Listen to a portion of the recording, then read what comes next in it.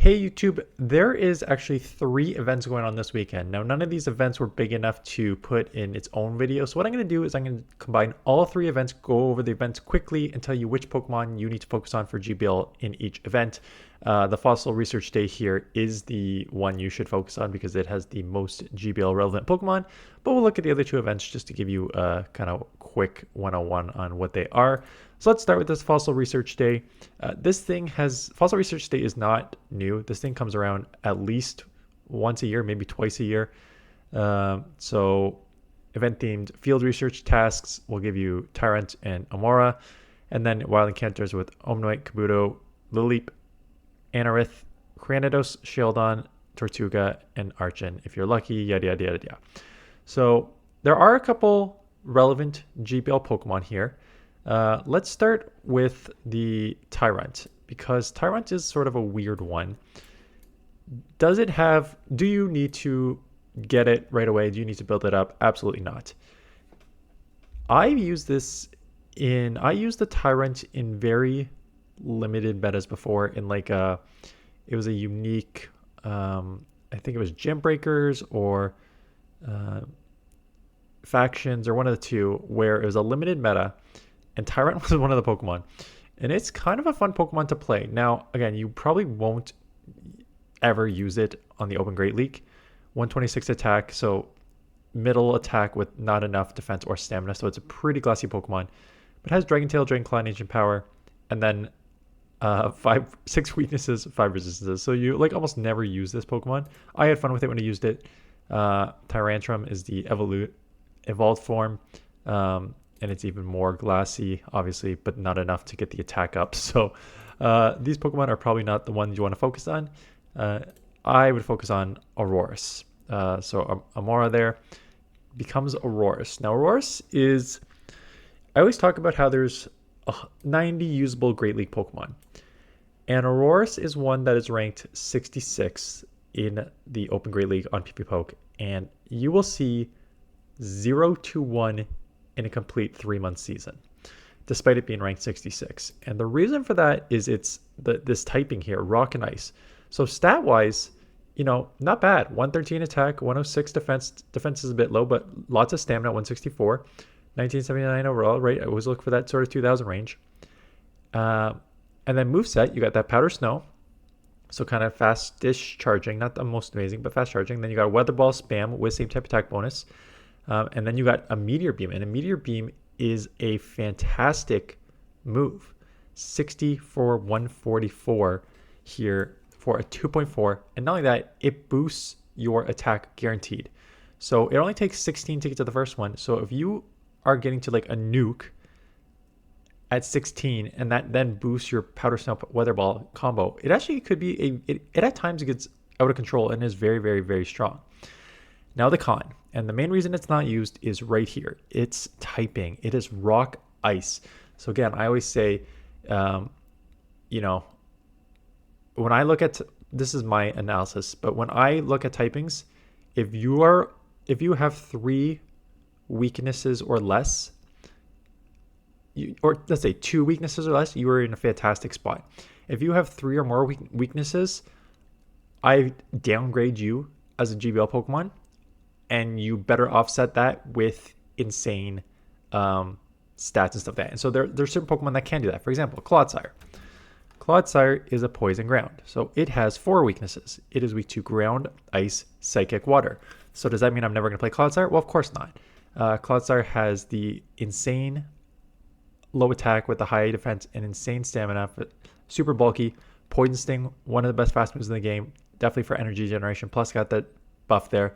And then you have a variety of moves, including Earthquake and Stone Edge for coverage and Sludge Bomb, which is quick and spammy.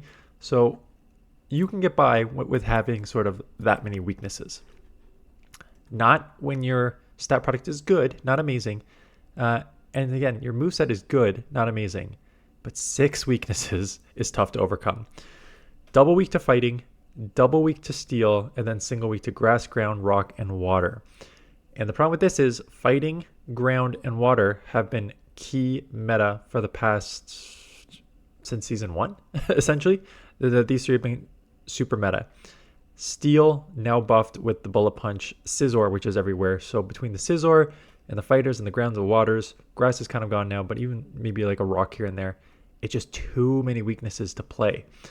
It does also have play in the Ultra League. I think because in the Ultra League, you're maybe seeing a little less of what I just mentioned here. There's a lot less ground. There's not like a Mud Slap really. There's actually Gastrodon in the Ultra League, but there's not a ton of like Mud Slap users. Like you won't need to worry about Marowak and stuff like that. The Waters, there's some, but not as many. So I think it has maybe a little more play in the Ultra League.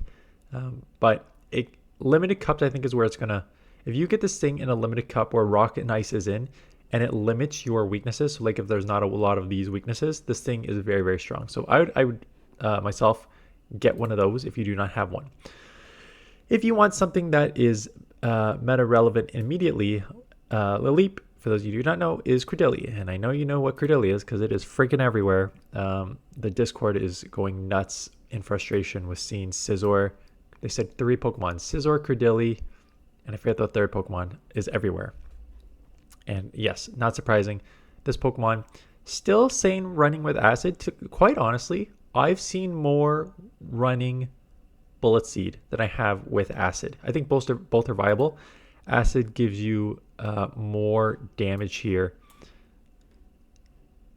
So 2 versus 3, but the energy per turn is only 0.33 different. Now, in terms of what it means putting into the Rock Tomb and Grass Knot, it takes 14 and 12 to get to the Rock Tomb and Grass Knot with Acid, and it takes just straight 12. Okay. It's only just that one extra difference on the first one, really? Huh. It does not feel like it. It feels like Bullet Seed is that much faster, but I guess 4.33 versus 4, it does make sense that it's actually not that much faster. Anyways, it's a great safe swap. Rock Tomb, Grass Knot are fantastic coverage moves. Grass Knot is one of the best, I think. I was going to say that's more Leaf Blade, but still over 2 damage per energy. Rock Tomb almost at the 2 damage per energy with coverage, with lowering the opponent's attack. This thing is very, very strong. It is everywhere. It is also play in the Ultra League. So if you want to grab some XL for the Ultra League, you probably need level 50. Yep, level 50, 15, 15, 15. So you need lots of XL. So if you want to go hunt that Lileep, you can do that. And the only other one I'll kind of mention is probably Shieldon. Maybe I put in Cranidos here, but you probably don't need it. No, it's just Bastiodon. Bastiodon still has play. You know, more bugs. So you can super effective there. There is a lot of ground and water in this meta, which is why it's kind of gone away a little bit, but it still has some play. And the rest of these are not that useful. They're all either too glassy or typing or moveset. I still have probably like one of everything. I definitely have one of all these Pokemon sitting in my inventory, but a lot of them are just not built up, and there's no reason to build up until we get an insane move update with, and then I will update you when that happens. So that's the first one. The second one is a Gigantamax Butterfree. So Sunday, August 3rd from 2 to 5.